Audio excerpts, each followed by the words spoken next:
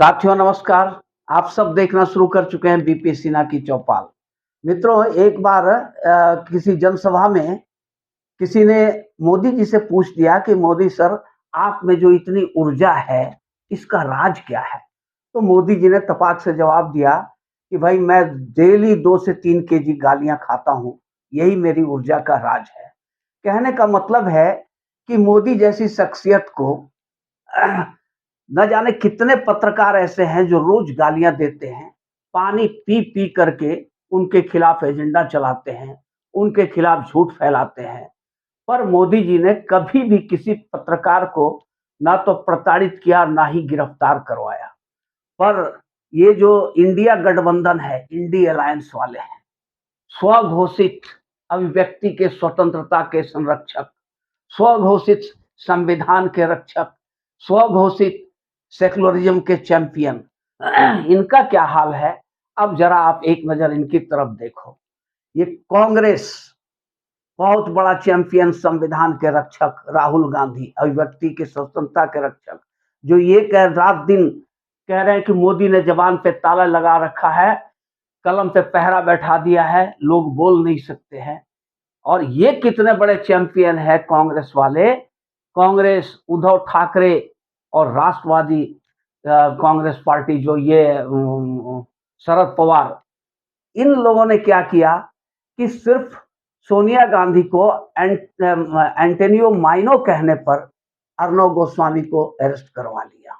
कितने बड़े अभिव्यक्ति के स्वतंत्रता के रक्षक हैं। साथियों, आप खुद फैसला कर लो। ये आम आदमी पार्टी केजरीवाल, जो रात दिन संविधान संविधान चिल्लाती है, सेकुलरिज्म चिल्लाती है, अभिव्यक्ति की स्वतंत्रता की बात करती है, दिल्ली में पुलिस नहीं इनके पास तो ये लाचार थे। लेकिन जैसे ही पंजाब में इनकी सरकार बनी, पुलिस हाथ में आई तो ये तुरंत दिल्ली रवाना हो गए, अमन चोपड़ा नामक ये एंकर को उठाने के लिए, पत्रकार को उठाने। ये जो है नीतीश बाबू, तेजस्वी जी, ये लोग भी बहुत बड़े सेकुलरिज्म के चैंपियन, संविधान के रक्षक अपने को, और संविधान बचाने के लिए ही, अभिव्यक्ति की स्वतंत्रता बचाने के लिए ही ये लोग इंडी गठबंधन बनाए हैं। लेकिन इनके कारनामे तो देखिए।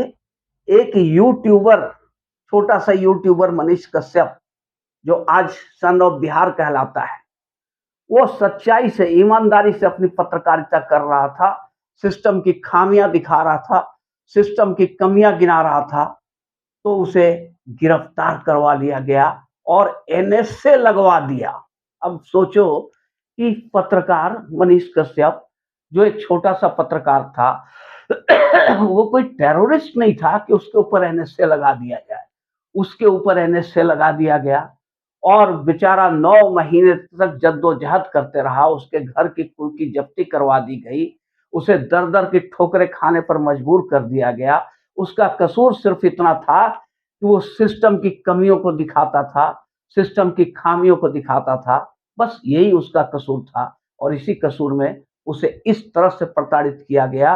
और किन लोगों के द्वारा, जो आज गठबंधन करके लोकतंत्र बचाने, अभिव्यक्ति की स्वतंत्रता बचाने, संविधान बचाने, सेकुलरिज्म की रक्षा करने के लिए आ रहे हैं, ये उनके कारनामे हैं।